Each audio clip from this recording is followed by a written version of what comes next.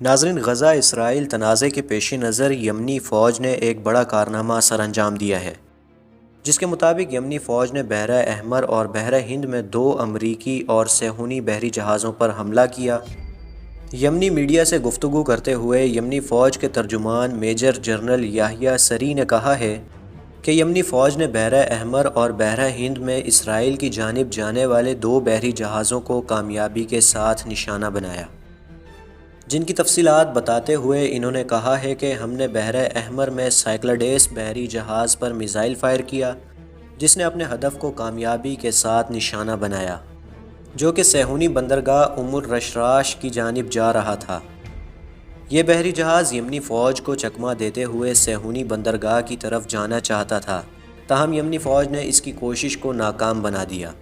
انہوں نے مزید کہا کہ یمنی فوج نے بحیرہ ہند میں صہیونی کشتی MSC اوریون پر بھی ڈرون حملے کیے۔ اس کے علاوہ انہوں نے کہا کہ صہیونی بندرگاہ کی طرف جانے والے بحری جہازوں کو روکنے کا سلسلہ جاری رہے گا جب تک غزہ میں فلسطینیوں کے خلاف جارحیت بند نہیں ہوتی، اس وقت تک یمنی فوج کی کارروائیاں بھی جاری رہیں گی۔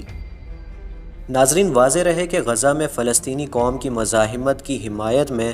یمنی فوج نے بحیرہ احمر اور آبنائے باب المندب میں مقبوضہ علاقوں کی طرف جانے والے امریکی، برطانوی اور صہیونی بحری جہازوں کو مسلسل نشانہ بنایا ہے۔